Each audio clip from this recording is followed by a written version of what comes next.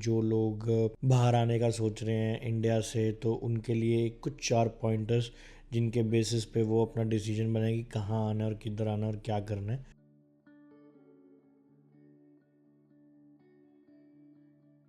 Good evening guys, welcome back to the channel. तो just अभी shift पूरी हुई है और अब घर के लिए निकल रहे हैं। पहले तो 2 पोपर राइड्स हैं, तो वो राइड्स लेके जानी है, उनको ड्रॉप ऑफ करना है। Then we will heading towards the home and probably देखते हैं, आज भी वही 2 ऑप्शन में से एक, ईदर ऊबर और either movie, but kind of incline towards the Uber because needed something. तो let's see how it goes and देखते हैं क्या प्लानिंग रहेगी। तो भाई आज फिर जो 2 प्लान्स थे वो दोनों के दोनों कैंसिल हो गए। पहले मुझे ऊबर जाना था, तो पता लगा कि गाड़ी में पेट्रोल नहीं, तो मैं कि सुबह ही भरवाऊँगा, तो इसीलिए फिर मैंने वो भी नहीं किया।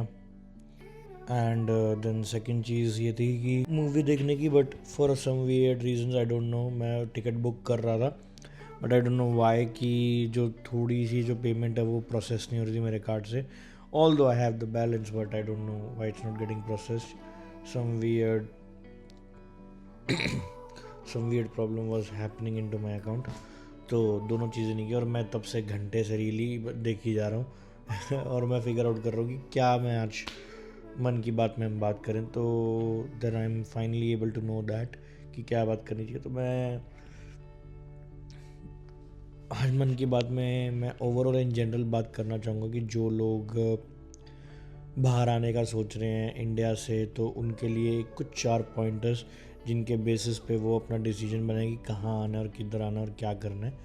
तो फर्स्ट ऑफ ऑल पहले आप ये देखो कि कौन सी जगह पे ROI अच्छा है अभी के टाइम पे, बिकॉज अभी क्या है कि इन्फ्लेशन चल रहा है, बहुत ज़्यादा मार्केट में तंगी चल रही है, जॉब्स कम हैं, इकॉनमीज डाउन हो रही है कंट्री की। तो अब देखो कि कौन सी country is best for moving out from India to that country. इधर इट्स जर्मनी, इधर इट्स UK, इधर इट्स कैनेडा, इधर इट्स ऑस्ट्रेलिया, इधर it's New Zealand, whatever the countries who have good GDP and good support to their income, move there। secondly कि उस country में future क्या वहाँ पे PR अवेलेबिलिटी है, क्या वहाँ पे जॉब करने के बाद PR अप्लाई कर सकते हो, वहाँ पे रह सकते हो, ये चीज़ के बारे में रिसर्च करो। आज के टाइम पे गूगल जेमिनाई है, बहुत सारी चीज़ें हैं जिससे आप फिगर आउट कर सकते हो कि what is the way to get it. तो एक चीज़ वो भी है कि आप वो जाके फिगर आउट कर सकते हो कि इधर the country is friendly for PR और नॉट। राइट नाउ मेरे को कोई आइडिया नहीं कि कौन सी कंट्री है। जो 3 कंट्रियाँ मोस्टली पॉपुलर, तीनों में ही PR मुश्किल है इस वक्त। तो आई डोंट नो कि which other countries are giving you the permanent residency. तीसरा कि जो भी आप चीज़ करना चाहते हो अपने फ्यूचर में, लाइक कोई अकाउंटेंसी में आना चाहता है, या तो कोई IT में आना चाहता है, या तो कोई किसी और फील्ड में जाना चाहता है, तो which country is better for that.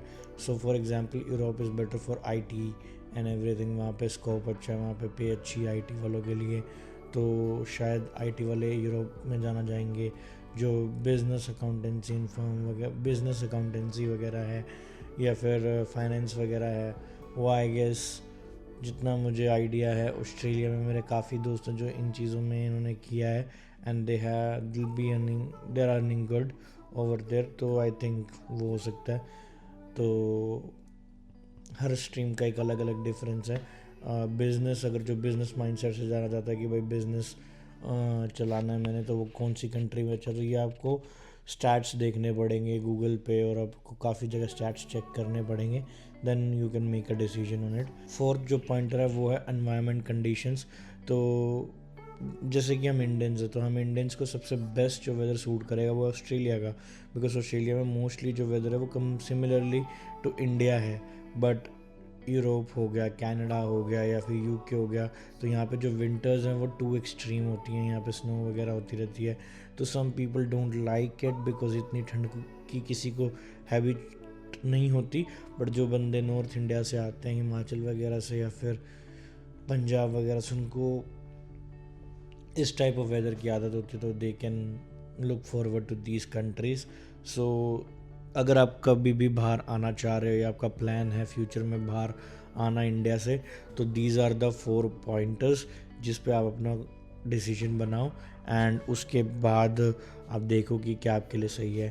तो फॉर दैट रीजंस इस व्लॉग में बस इतना ही। अगर किसी भी रीज़न की वजह से व्लॉग पसंद आया तो like comment share and subscribe कर देना। सो bye bye, take care, Shaba घर की स्माइलिंग, हंसते रहो, खेलते रहो, मुस्कुराते रहो, बिकॉज एक ही तो ज़िंदगी है। मिलते हैं कल के ब्लॉग में। शबा खैर।